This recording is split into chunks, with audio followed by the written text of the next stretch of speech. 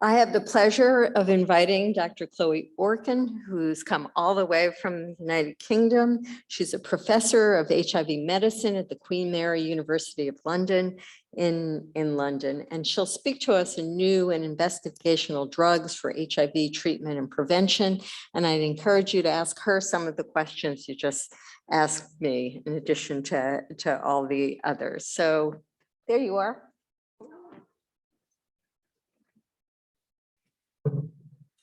Right.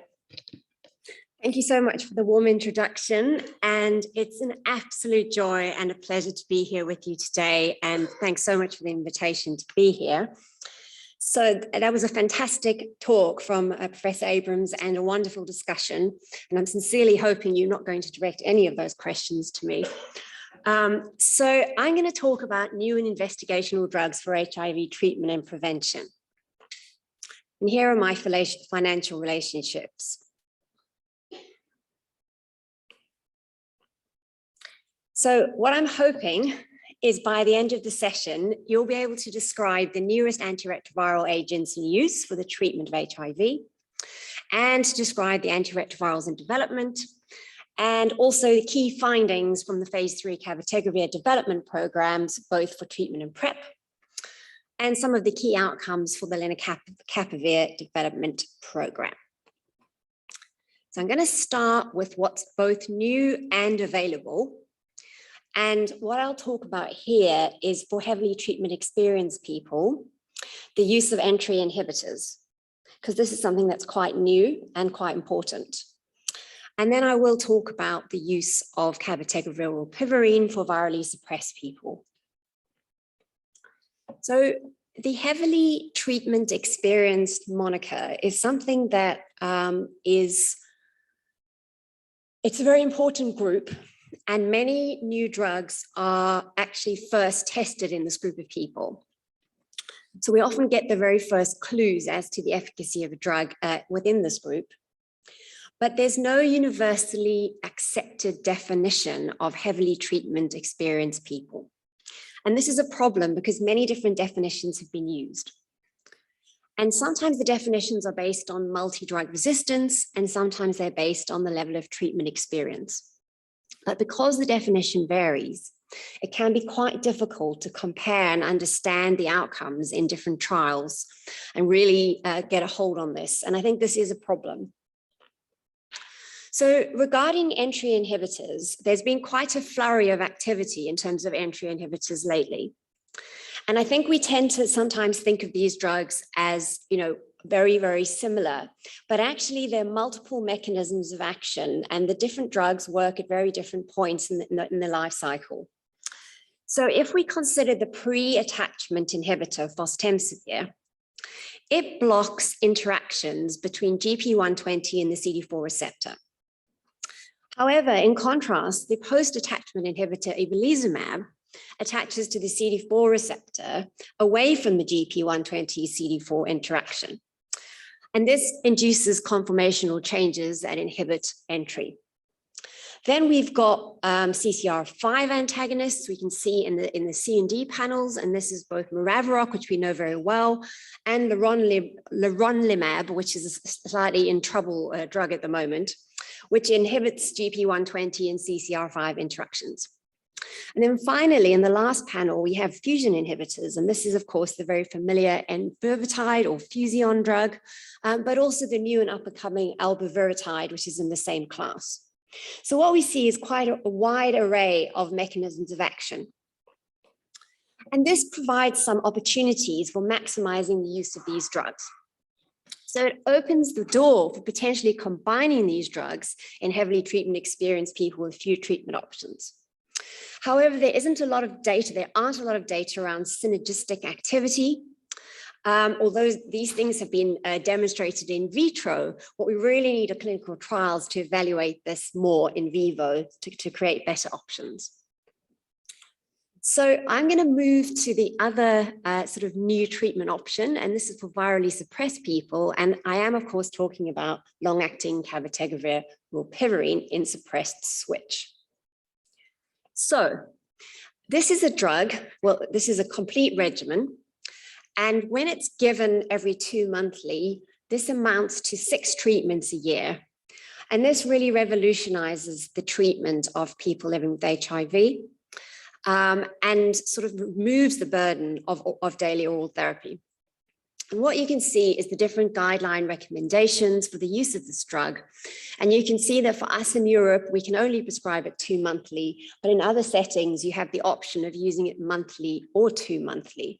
But the drug is by no means universally available, and we do really have a situation of resource-deprived settings being completely unable to access this drug. And this is a huge inequity.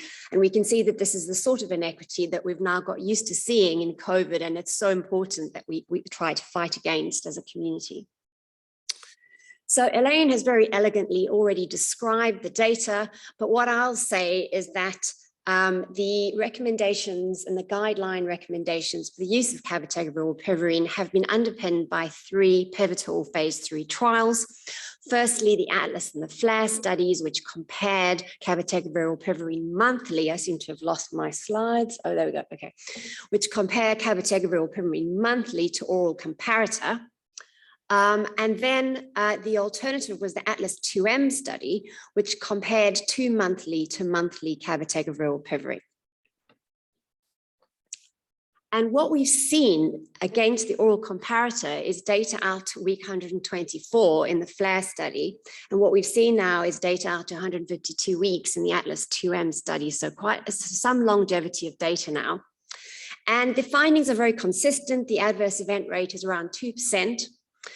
These are pretty much mild to moderate in severity. And in terms of injection site reactions, these really do reduce over time significantly, with the worst ones being with the loading dose. And what happens with these drugs is at these injection site reactions, they tend to last about a median of 3 days and pretty much gone by 7 days. So when we think about the confirmed virological failure rates, you can see that this is very low. It ranges between 1 to 1.6%. And this amounts to 23 cases out of 1,431 people who experienced virological failure. And you can see that the rate for the QA arm was 2.7% versus 1% in the Q4 arm in the Atlas 2M study. Now, this may look like a significant difference, but it's really important to recognize that this is not the only factor. And there's been a repeat of the multivariable analysis for these confirmed virological cases. And it's been repeated with some additional factors included, both in terms of baseline factors and other pharmacokinetic factors. And this will be presented, it's been submitted, will be presented this year at a meeting, hopefully. So in terms of resistance, as Elaine has explained, when people do experience virological failure, people tend to fail with 2-class resistance in the main with cabotegravir or piperine. Interesting data from the FLAIR week 124 analysis actually showed that it was possible to give the drug with or without the oral lead-in. And what happened is the people in the FLAIR study who weren't given cabotegravir or piperine to start with were given the option of receiving it after week 96. And they were given a further option based on very few problematic events during the oral lead-in. The FDA allowed the investigators and the patients to choose whether they would receive the oral lead-in or not. And what happened, although this was a post hoc analysis, the arms were very balanced and there were no differences in safety, no differences in pharmacokinetics, and no differences in efficacy. So on this basis, it has actually been accepted as an option in terms of licensing. In terms of preference, 9 out of 10 people prefer the long-acting treatment. And sometimes people say, well, that's all very well. These are people who chose to go into these studies. And what I say is, well, we're certainly not going to be putting people with a gun to their heads insisting on long-acting treatments. If people want to have long-acting treatments, what the study shows is that they were still wanting to have them by the end of the trial. And that sounds like good news to me. So in terms of PrEP, Elaine has covered this in great detail, so I'll skip over it. But just to say that we did see superiority of cabotegravir versus oral PrEP. And you can see that this was particularly evident in the 084 study for women. Once again, the injection site reactions were very similar to the treatment studies, and the adverse events were similar to daily oral PrEP. And there was a consistent preference for 2 monthly dosing. So implementation, as was pointed out, is really the heart of the matter now. How are we going to do this? How will we operationalize this? So there have been two key feasibility studies, implementation studies, one in the US, which is the customized trial, and one in the UK, one in the EU, which is the carousel trial. And these have basically been evaluating feasibility and acceptability of cabotegravir or pivirine in terms of both healthcare professionals and the participants. And they've been evaluating the barriers and facilitators to success. So what we see in these trials very consistently is the top barriers as considered by the healthcare professionals. So at baseline, the healthcare professionals were most concerned about participant ability to keep their appointments and concomitantly the risk of resistance. They were also concerned about staffing levels and having enough staff to perform the injections. They're also worried about patient soreness, and I think that any of us who've been in the field for a long period of time are really, really aware of what happened with T20 or Fusion, and we all have those nightmare memories. But I think it's important to recognize that this isn't being given twice a day. This is being given every 2 months or every month. So it's a very different situation. So by month 5, what we see is that these barriers and these concerns had significantly reduced in terms of healthcare professionals. So what we're seeing is that although people found it quite concerning at the beginning, 5 months into the treatment, these fears were actually being allayed rather than exacerbated. So this is a positive finding. And in total, these were actually reduced by 43%. So I would say that this is a positive step. And I think that there are a lot of remaining questions, and these two trials by no means answer all of the questions. I think that one of the most important and acute questions is how to monitor for these drugs, both in treatment and PrEP, and where to do this. Is the right place the clinic? Is it a pharmacy? Is it a community center, or is it in primary care? And I'm really excited because we're just about to start a trial in the UK, which I'm leading. It's a multi-site trial, which we've developed through my university. And we are going to be giving the drug for the first 6 months in the clinic. And then in the second 6 months, each site is going to be able to elect where they think is the best place to deliver the trial in their community site. So we'll be using a community center, so Positive East, which is where our patients, it's sort of their sort of community network. We'll be going there to deliver it. Some people have chosen pharmacies, other people have chosen GP surgeries, some people have chosen home. So we'll see how that goes. And we're also in this trial, which is called the Alana study, going to be taking a very active approach to recruitment. And we would like to challenge the dogma that it's difficult to recruit women. So we have decided to do what we're calling an anti-racist and anti-sexist study. And we've set a target on, well, we've set a cap on the recruitment of male participants of 50%. And we've also set a cap on the recruitment of white participants at 50%. And the trial will be managed, the recruitment will be competitive, and I've told the sites that I will cap them if they do not recruit to target. And I just feel that we have to commit to this, and we have to find a way of doing this. And it's enough, you know, every single conference, somebody stands up and, you know, bangs their gavel and talks about doing this. And the only way to do it is to do it. And if we don't succeed, at least we will have tried, and we'll understand why we haven't succeeded and can try and operationalize from there. We've also decided to recruit at least 30% people over the age of 50, because I think we always tend to recruit very young people. So I guess another question is who the ideal recipient of long-acting therapy is, and who do we think is going to derive the most benefit? So we may be very keen to offer it to people who are experiencing stigma. We may want to offer it to our adolescent patients, people who are experiencing homelessness, people with cognitive impairment who may benefit from directly observed therapy. But it's important to remember also that the recipients have different preferences. So what we know is that people's preferences are very nuanced. So even if we consider men who have sex with men, what we know is that people in relationships don't mind having a visible method of PrEP or treatment. They're happy with a patch or an implant, something that can be seen. But people not in relationships actually wanted something that were invisible. And what we know is that women, particularly young women, overwhelmingly have preferred long-acting reversible contraception. And they clearly preferred, they had excellent outcomes in the 084 study in terms of PrEP. But again, we mustn't generalize. It's important to understand that people may have different preferences and we can't just stereotype and pigeonhole an entire group of people. And we must remember our biases. We have a very ignoble history in medicine of pressuring poor women and women of color into long-acting reversible contraception. And it's very important that we don't repeat the mistakes of the past with our long-acting injectable therapies.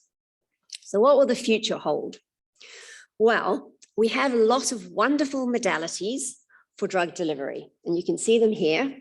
And you know that we are already using long-acting injectables, and we have a vaginal ring, which is the piperine ring.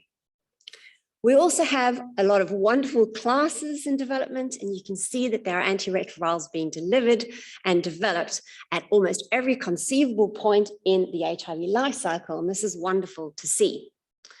And you can see that there's a rich pipeline of compounds that actually come under each of these headings. And I won't belabor each of these points right now in terms of these compounds, but what I will also show you is that these compounds are being paired according to whether they're being used for treatment or whether they're being used for prevention. And you can see some of these drugs are being developed for oral administration. Some of these drugs are being developed as injectables for treatment. Some of the drugs are being developed both for treatment and prevention. I'm referring to Lenacapavir specifically here. Some drugs are being developed as implants and patches. And then in terms of the topical treatments and the IVR treatments, what you can see is that it's really, really exciting. We actually are at the point now of multi-preventive technologies, and people are actually actively developing drugs for PrEP and in terms of intravaginal rings, which also contain contraceptives. And actually things are also being developed in terms of STI treatments embedded in there as well. So we might actually get to a point where we can offer a multimodal intervention, which is suitable on a number of different levels. That's very exciting. But unfortunately, other than long-acting cabotegravir or piperine, we don't have what we need at the moment in terms of treatment, because what we need, it's all very well having wonderful compounds and amazing modalities, but what we actually need is two compounds which are compatible in terms of side effects, in terms of viral synergy, and in terms of frequency of administration. So why am I being so negative? The reason I'm being negative is because the islatravir program is currently either under full or partial hold in terms of all of the trials. And this is because of dose-related immunological concerns within the treatment program, particularly at the highest doses, and particularly when combined with the NNRTI, which was also in development, MK8507. And some of these drops are really quite remarkable. The mean was about 30% drop, but there were people that dropped about 50%. And in the PrEP program, this was also seen, but in this case, we weren't measuring CD4 counts, but total lymphocytes counts, and these also dropped significantly and concerningly. Now, this has not been correlated with any clinical problems. There was no other cell line involvement, no lymphopenia or leukopenia, no difference in infection events, no difference in rates of COVID. And when reviewing the entire safety review across the whole program, there were no findings of concern. But we've heard no news. This all started to happen in November, December, and we've heard absolutely not a peep since then. So it is concerning. And I think what's important to say is that it's clearly a dose-related thing, which means it affects a long-acting program a lot more than the oral program. And actually in the oral program, the phase 3 trials, the effects were very minimal and only occurred in one of the 2 studies. So I think if you were to ask me, I would say that the oral program for islatravir may well continue, but the long-acting program is certainly under threat. And I think in terms of a mechanism, it's an adenosine analog, and we have seen something similar when TDF and DDI were combined back in the day. So this may be related to adenosine, although this hasn't been something which has formally been reported. So moving to Lenacapavir, this is a first-in-class capsid inhibitor with multi-stage activity in both the early and late life cycle. It's a small molecule active at picomolar doses, and it has no cross-resistance with already approved drugs, can be administered orally or subcutaneously, supports 6-monthly dosing, and there's also activity in the SHIV model. So as I said to you earlier, these drugs are often tested first in highly treatment experienced people, and this is the Capella study. So what happened in the Capella study is that the primary endpoint was a 0.5 log drop in the first 14 days. So Lenacapavir was given with the optimized backbone versus placebo, and based on success here, both of the cohorts went on to receive Lenacapavir subcutaneously with an optimized backbone. And we've now seen data out to week 52, which is one of the secondary endpoints. We saw at CROI that in this cohort, 83% of people had undetectable viral loads less than 50 and even higher, less than 200. In terms of resistance, there was no new cases of resistance beyond week 26, but there were 4 participants who developed resistance, and this was the M66I. 2 of these people were on functional monotherapy and 2 of them were not adherent.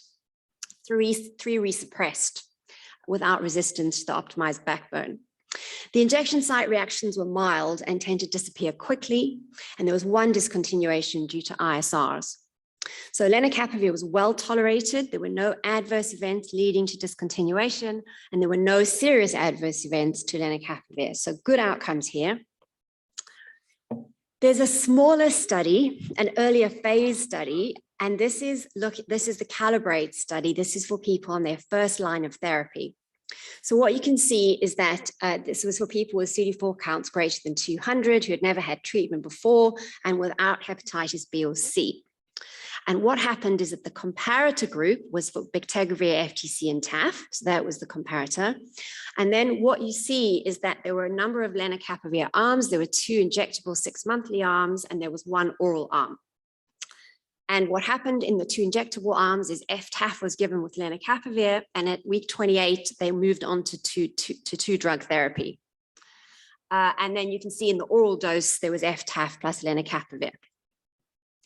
So what you see here is the outcomes, and you see out to week 54, excellent outcomes for green. For bictegravir, it was 92%, with slightly lower for the Lenacapavir arms.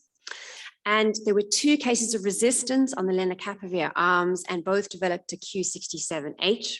And 1 person also developed NRTI mutations. Both of them had poor adherence.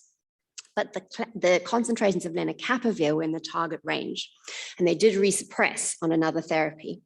But what this says to me is, had they had 2 injectable agents, these 2 people would not have experienced virological failure, which is why it's so important to develop a partner agent.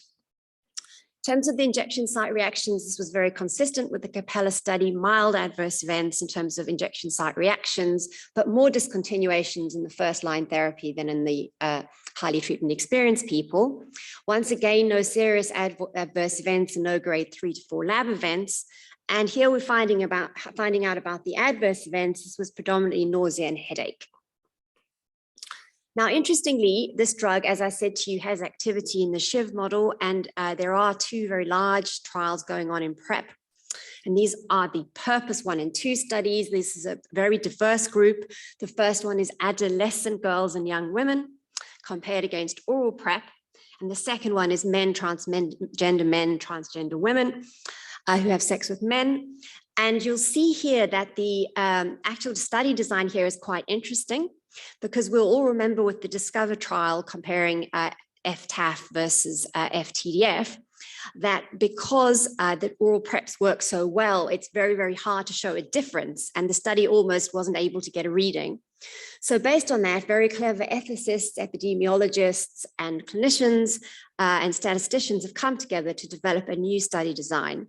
And this is called a counterfactual analysis. And what will happen here is that recency assays will be done at baseline to identify incident infections in the screening population. And this will be used as a comparator to the actual outcomes during the trial. So it's sort of BHIV versus the Len arm. So just to show you that there is still a pipeline, you can see that there are maturation inhibitors which actually affect binding in the late life cycle. There are 2 candidates here, and the first candidate is 254. This is an oral candidate being developed as a fixed dose combination with dolutegravir and separately, and there are a number of trials which are due to start. All being well. And then there's also 934, which is an injectable drug, which potentially could be a longer acting drug, potentially 2 monthly or less frequently, and maybe a partner for cabotegravir. Now, we've already talked about broadly neutralizing antibodies. Elaine has already mentioned these, but it's important to recognize that in terms of treatment, these can be given, if you use the mutated version, 6 monthly as infusions. And of course, infusions are complicated to deliver. We've all learned a lot about bNAbs, particularly during COVID, and what we do understand is we need combinations and we need tri-specific bNAbs. There are trials underway at the moment using bNAbs both with Lenacapavir for treatment and also with cabotegravir. So there are attempts to partner with bNAbs in terms of treatment. And what we have seen also in terms of the PrEP sphere is the AMP studies. And this was looking at VRC01 in the short-acting bNAb. And what was found, unfortunately, is it didn't work to prevent HIV acquisition. And this was largely due to the fact that it didn't work against the different clades, the clade C virus. So I've mentioned the dapivirine ring, and this is a wonderful addition because it's actually the first female-controlled choice. And it's an additional choice, according to the WHO, for women at substantial risk as part of combination prevention package. And it's been shown to reduce incidence by 30% or 60% across the different studies, with no safety concerns in more than 40 studies using it in different ways. It's been shown to be highly acceptable. And as I've said, it has potential for use in terms of multi-purpose prevention and also contraception. So let's think about the future. And I think one of the things we should all consider always is what can we do to try and shape the future to become a better future. So I think from my perspective, advocacy is needed in 3 main areas. And the one area is inclusion. And I think this is crucially important. The other area is access. And I think the third area is really to think about heavily treatment experienced people who have no treatment options.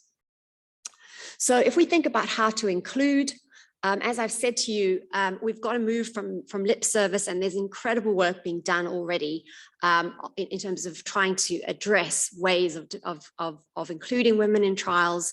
I think that the ethos here is really about protecting women through research rather than from research, and moving the monofocus from women as vessels to the health of, thinking only of the health of the unborn child to considering maternal health. And we've already heard from Elaine how important that is in terms of the weight outcomes that we've just spoken about. So how do we deliver this? Well, it's really important to complete the reproductive toxicology studies much earlier and the teratogenicity studies to allow women who become pregnant in trials to have the choice as to whether they want to stay on the drugs or not, unless there's a reason not to, and to bring forward the pregnancy PK safety for all new drugs, because currently the median time from development of a drug and license of a drug is 6 years before we get the first data, the first pharmacokinetic data for pregnancy, and 8 years for breastfeeding. And this is truly shocking. It's got to change. Additionally, where drugs are being identified as of critical public health importance, we need to do better than that and do dedicated pregnancy safety studies during phase 3 or very early post-approval. It's really important, I don't know what's just happened there, that's very odd, that we get access everywhere to these compounds. And also bear in mind that when we start moving into the phases of potentially self-administered drugs, and I think that the hope for cabotegravir is that it may actually be something that can be self-administered. The more complex our devices are, the harder it is to actually extrapolate these into resource-deprived settings, because we're going to price things beyond what people can ever pay for. For highly treatment experienced people, the question that I would ask everybody is it time now to abandon the functional monotherapy 14 days? What does it actually provide? But if you think about people who are then subjected to monotherapy, functional monotherapy, one does seriously wonder about this. And it's also important that we ensure that entry criteria are standardized, which allows us to actually consider the trials in a much more thought out way. So with 4 seconds to go, I'm going to move into the Q&A. So thank you so much for listening.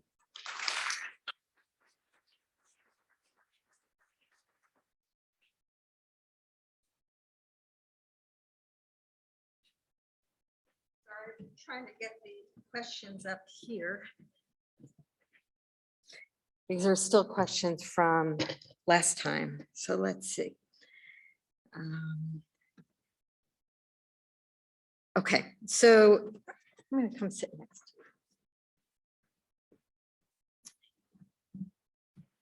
you. Here we go.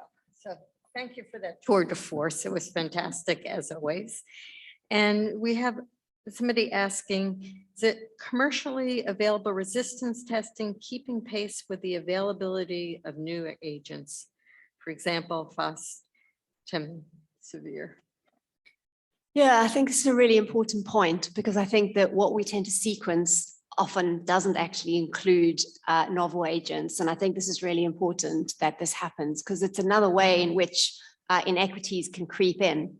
Because if the standard testing isn't available to actually evaluate outcomes in heavily treatment experienced people, and we don't allow technologies to keep pace, then we're not going to be able to offer people the same service that we would offer somebody who wasn't heavily treatment experienced. And I thank this audience member, because this is an area of inequity that I hadn't actually considered, but it is an area of inequity.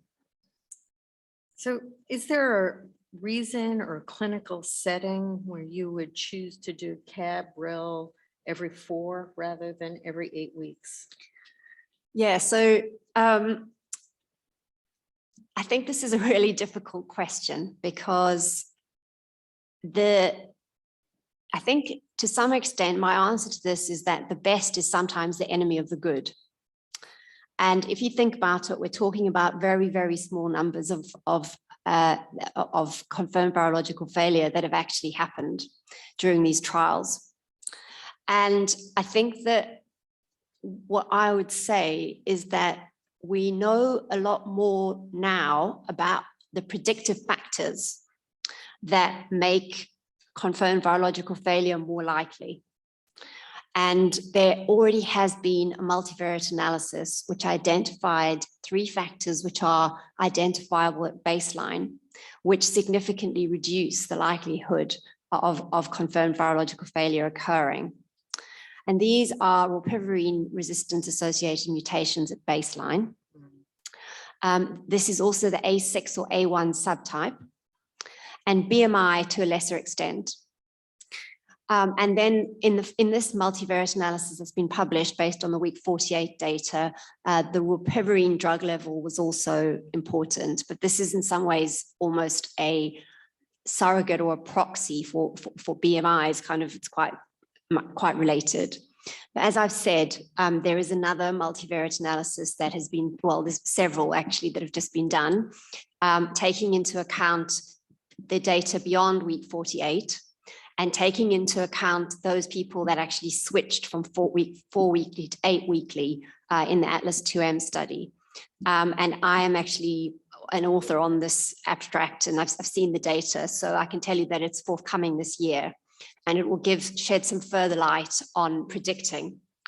And so far, there's no evidence that Q4 and that actually whether you give the drug Q4 versus Q8 is an important factor or is a factor at all in this decision. So I think that clinics are going to find it extremely difficult to do this monthly. It's difficult enough to do it 2 monthly. It's a huge paradigm shift in what we provide. So I would say, based on the very small numbers, which are to some extent reduced by using the predictive algorithm, I think that 2 monthly is okay. And that's what I'm happy to do that as per the license in Europe. Very long answer, but it is quite a loaded question. So are there any efforts to study CAB rilpivirine in unsuppressed people with HIV? Yeah, so there is a study called the Latitude study. It's an ACTG study. And the number of it has escaped me, but it's called the Latitude study.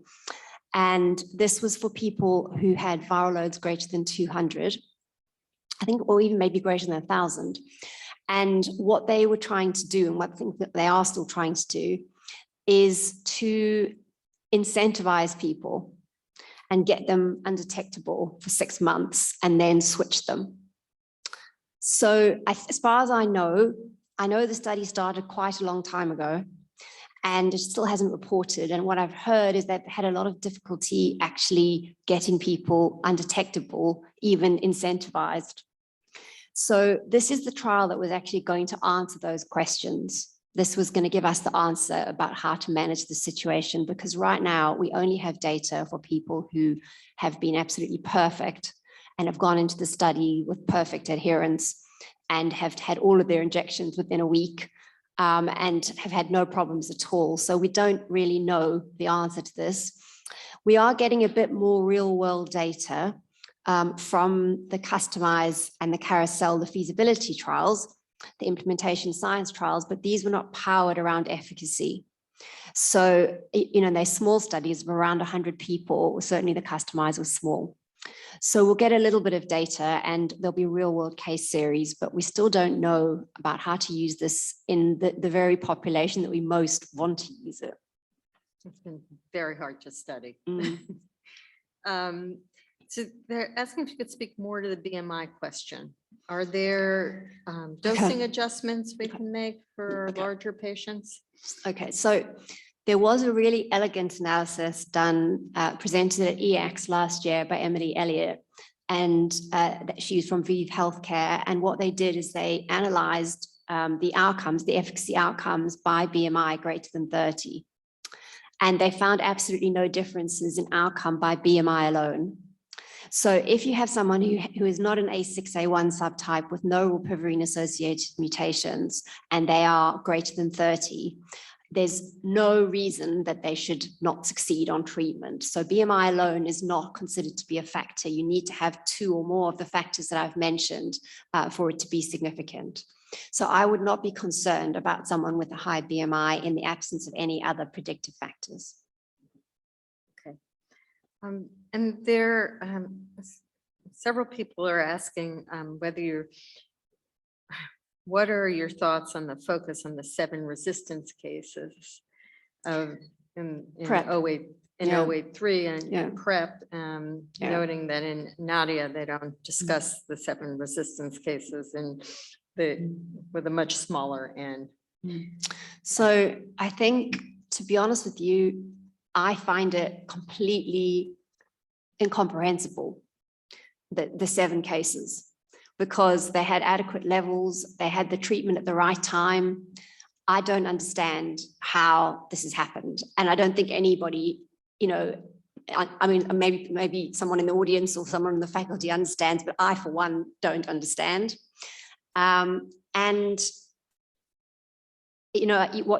I keep thinking is that we need some sort of predictive algorithm to try and understand what the commonalities are for these people in the same way that this has been done for the treatment program. But I guess there are many, many more other factors that you would never know about, like concomitant STIs, various other things that could have potentially facilitated this. But I have to say I'm completely stumped. I have absolutely no insight to offer you whatsoever. But I think it's really concerning that when people have taken the treatment perfectly with perfect levels, they've somehow managed for it not to work. But I think Elaine's points around that these are very small numbers and we mustn't forget how helpful it has been and that it's superior to what we have right now. And particularly for women, an 89% benefit is a huge benefit. So just continuing around the same topic, is whether you have any thoughts about using HIV RNA testing You to mean more than detect. 3 monthly? Yeah, every 3 monthly for patients on PrEP. Yeah, I mean, I think that clearly the earlier we detect it, the better. And, you know, there have also been suggestions for treatment that, you know, doing it more than 6 monthly is a good idea. The British HIV guidelines for treatment, we've said that we should be doing it monthly initially, you know, while we are still working out how to do this. So I think the more often we test, the better in terms, or the more likely we are to pick it up as it's incident and to prevent resistance. The problem is that sort of changes the whole point of what it is, which is supposed to be a more convenient, you know, less intensive therapy. And it's difficult to know whether that would affect the efficacy if people had to keep coming back, whether they would, you know, become less reliable. So I think it's a difficult question. And I'll add that a lot of adolescent providers are doing more regular viral load testing for treatment. Okay, I think we have time for one more question. I think we've actually answered thoughts about awesome presentation. Hi. So someone is asking, do we routinely screen? So I think I just lost it. First for A6A1 subtype prior to CAB use, and how? So, well, we basically, what I can say in the UK is when we first see somebody, we will certainly do a genotype and try and understand, you know, what they have at baseline in terms of any baseline resistance. And we would also get a subtype readout at that time. So, and I guess if someone was going to, let's say someone was diagnosed in 2010 and by the time they started treatment for some reason it was 2015, we would do it again. Obviously the subtype wouldn't change, but we'd certainly look at resistance again. So we would tend to have that data. But I recognize that if someone comes from a different clinic or a different country, you may not be in receipt of that data. So you may be in a situation where you don't have that baseline factor. So if, let's say I mean, A6 and A1 are prevalent in certain countries. It's predominantly in Russia and then in some African countries. So Russia is really the most likely to find the A6 subtype, and A6 was the worst of all of them. So I think if you didn't know the subtype, but you had a normal BMI and no prevalent associated mutations, then you'd have one factor if at worst, if you did have the A6A1, so you would still be able to prescribe it. It doesn't mean if you don't know that you can't use it. So even without knowing that, if you don't have other factors that are predictive, you could still use it. Okay. Well, I think we have to let people go off to lunch now. Thank you for that. Thank you for the questions, everybody. And we can head out and pick up your lunches.